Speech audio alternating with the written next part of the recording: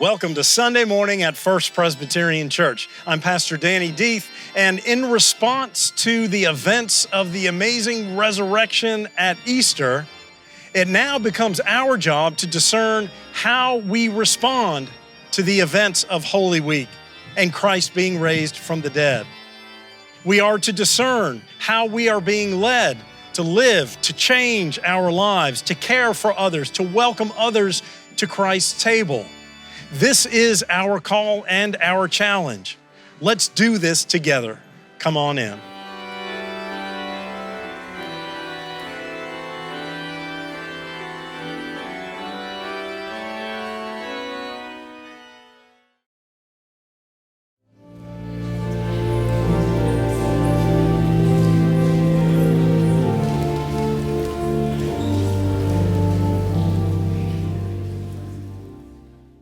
Our first lesson is from Matthew 25, verses 31 through 40, a familiar story. When the Son of Man comes in his glory and all the angels with him, he will sit on his throne in heavenly glory. All the nations will be gathered before him, and he will separate the people one from another as a shepherd separates the sheep from the goats. He will put the sheep on his right and the goats on his left. Then the king will say to those on his right, "Come, you who are blessed by my Father, take your inheritance, the kingdom prepared for you since the creation of the world. For I was hungry and you gave me something to eat. I was thirsty and you gave me something to drink. I was a stranger and you invited me in. I needed clothes and you clothed me. I was sick and you looked after me. I was in prison and you came to visit me." Then the righteous will answer him, "Lord, when did we see you hungry and feed you, or thirsty and give you something to drink? When did we see you as a stranger and invite you in, or needing clothes and clothe you? When did we see you sick or in prison and go to visit you?" The king will reply, "I tell you the truth, whatever you did for one of the least of these brothers of mine, you did for me." This is the word of the Lord. We are continuing in Matthew 25, the same chapter that Richard just read. We are in preceding verses. We are Matthew 25, 1 through 13. This is the parable of the 10 bridesmaids. Listen again with fresh ears. "Then the kingdom of heaven will be like this," Jesus says to them. 10 bridesmaids took their lamps and went to meet the bridegroom. 5 of them were foolish and 5 were wise. When the foolish took their lamps, they took no oil with them, but the wise took flasks of oil with their lamps. As the bridegroom was delayed, all of them became drowsy and slept. But at midnight there was a shout, "Look, here is the bridegroom. Come out to meet him." Then all those bridesmaids got up and trimmed their lamps. The foolish said to the wise, "Give us some of your oil, for our lamps are going out." But the wise replied, "No, there will be not enough for you and for us. You had better go to the dealers and buy some for yourselves." And while they went to buy it, the bridegroom came, and those who were ready went with him into the wedding banquet, and the door was shut. Later, the other bridesmaids came also, saying, "Lord, Lord, open to us." But he replied, "Truly I tell you, I do not know you. Keep awake, therefore, for you know neither the day nor the hour." This is the word of the Lord. Thanks be to God.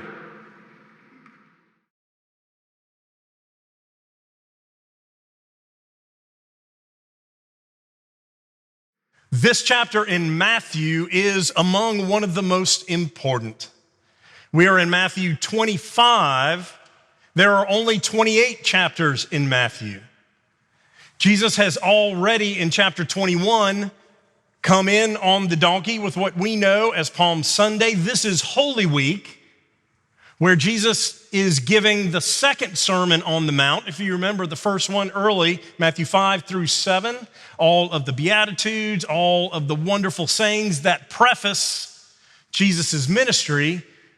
This is on a mountain again, the Mount of Olives, but it's just for the disciples. It is a closed crew. And Jesus, again, being in the middle of what we call Holy Week, is close to being betrayed, crucified, and Easter resurrection.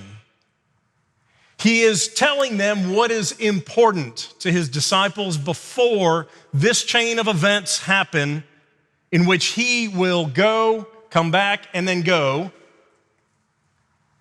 and to empower them to understand. Jesus always referred to as a rabbi, a good teacher, and so a good teacher, Jesus gives 4 stories here about what the kingdom of heaven looks like and how they should act moving forward. The first one happens right before this passage, and it's about a servant who was in charge of the household. The master goes away and doesn't come back when expected, and so the servant gets lazy and unfaithful, starts treating the other servants in the house with disrespect, abusing that servant's power because the master has not come home. Then it is our passage here. That's the second story, the 10 bridesmaids. I'll get to that. And then right after this is the parable of the talents, which we use so well and often here at stewardship time. A master gives 3 of his servants different amounts of talents or units of money and says, take care of this till I get back. The first one goes and makes more money. The second one makes a little bit of money. And the third one, afraid of the master, buries it and does nothing with it. Master comes home, praises the first 2. Because you have used what you have given, more will be given to you. And the last one was rebuked because he did not use what he was given. And then finally, what Richard read to you at the end of Matthew 25, the passage that talks about when we serve those in need, we are serving Jesus. When you serve those, the least of these, you are serving me. The hungry, the thirsty, the stranger, the sick, the naked, the prisoner. All of those things that we seek to do, as we've heard some from Sarah this morning, just a drop in the bucket of what we are called to do and what we do on a day-to-day, week-to-week, month-to-month, year-to-year basis as a family, a church family. So when we take these 2 stories together from the least of these, we hear and Jesus shows us what this should look like. You should go out and seek to love others in my name, Jesus says. And by the way, when you were doing that, you were loving me. So let's now take a look at this passage, which is about the end times, eschatological times, the second coming when we anticipate Jesus to come back. The disciples had asked earlier what the kingdom of heaven will look like, and Jesus directly responds, the kingdom of heaven will look like this: 10 bridesmaids. So there was a wedding. We had a wedding yesterday, left these beautiful flowers. And in that time, so the wedding has already happened in this scenario. It did not happen. This is a teaching tool, a story that Jesus tells. But here, the wedding has happened, and the groom has gone off to finalize the deal with the father-in-law, the dowry, take care of some business, and then we'll come back and be ushered in by the bridesmaids, the maidens, who will escort him to the ultimate goal, which is the party, the reception. the banquet. So they are ready, all 10 of them. And anybody knows anything about a good wedding in the Middle East? It lasts several days. They've been at it for several days. So they all fall asleep, all 10. They are drowsy and they fall asleep. The difference is, before they fell asleep, 5 of them thought to themselves, well, we've got enough for a little bit. And they were okay with that. The other 5 said, you know what? We're going to get some more reserves of oil just in case. And so they did. And this whole passage separates these 5 from the other 5 and said 5 are foolish and 5 are wise. The groom took longer than expected.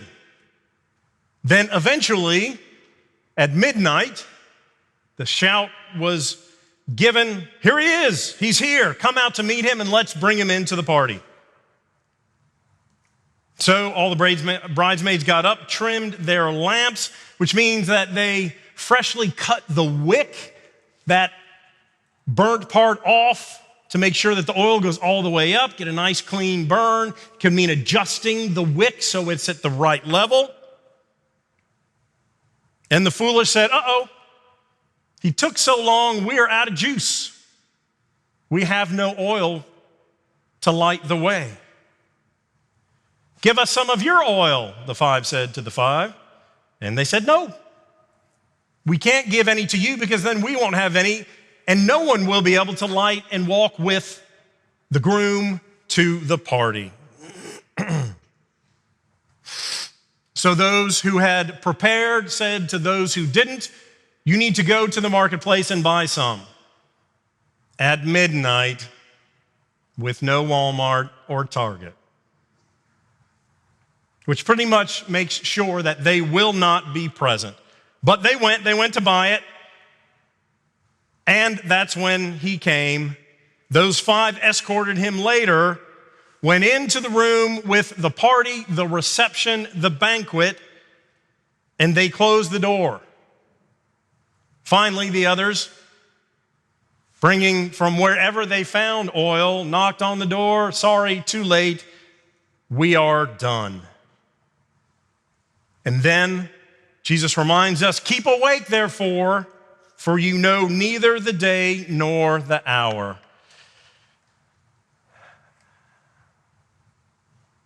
It is simple to us today. This is the culmination of our month journey in the urgency of hope. We started the first week with the understanding of that title from an Elie Wiesel speech, who was a concentration camp survivor in World War II, talking about the condition of the world, all of the horrors that exist in the world, globally, nationally, locally, even within our own homes. And says there is an urgency of hope that must be engaged. There is an urgency of hope that we have been tasked with because the world so desperately needs it. And with these 2 stories, we are showed 2 different understandings. From the least of these, this is what being wise versus foolish will look like. This is what being prepared and faithful will look like, and it's caring for those who need help in Jesus' name. And make no mistake, at one time or another, we also all fit into that category of needing help from others, as we need to be reminded of God's love, presence, and grace. We cannot take care of others without the oil it takes to light that lamp. That oil comes from each of you, from the gifts that you have been given, that when we pour that oil into one big barrel, our ministry continues to grow and grow brighter. The second story, the 10 bridesmaids, The 5 who were wise versus the 5 who were unwise, it wasn't because they knew the groom any better. They were all there to support and help the groom, Jesus. It was because they did not prepare to be faithful, meaning they ran out of resources because they did not take the time to consider what was important to be able to usher the groom, Christ. It's what the kingdom will look like, Jesus says, but it's also what the kingdom looks like now and here. So the message today is a simple question. We can look at our church, we can give in to the cultural diminishing of congregations in the presence of Christ in our community and in the world. We can keep our lamp lit until the oil runs out and say, hey, we did our best. Or we can take this time to see how important it is that we continue what we have been given, that we continue to be those in whose hands this ministry today has been empowered and trusted with.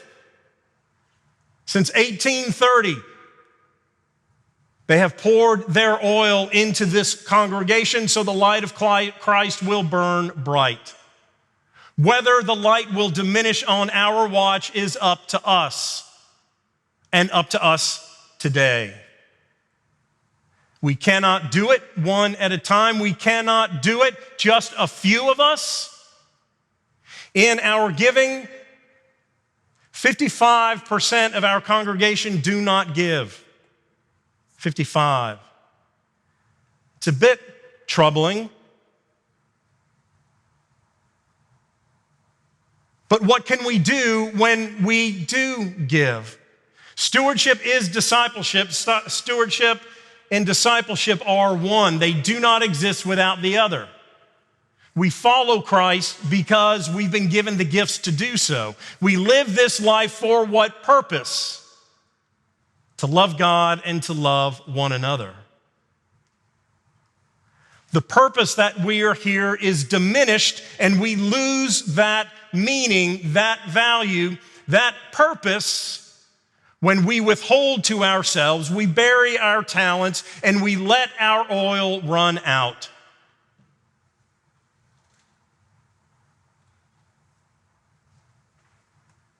We can cause not just our flame to burn, but we can burn brighter and stronger and deeper and reach more darkness to bring the light of Christ. Time, talent, treasure. All gifts that you've been given from God that God asks back. When you make your pledge, it's not to me, it's not to this church. You are making a covenant with God Almighty, your creator, redeemer, and sustainer. And it comes through First Presbyterian Church. This is not the time for us to diminish. It is the time for us to claim the urgency of hope that the world needs. It needs your voice and mine. It needs your brightness and mine. It needs to be reminded of the risen Christ as we have all experienced individually and together. So let this be a new journey today. Let us recommit ourselves to the work and ministry of Jesus Christ, not just to keep the candle lit, but to give the oil through your sharing of resources that will continue to be present for this generation and the next. And let us seize this urgency of hope. This is our call. Let us have the courage to do so. Hallelujah. Amen.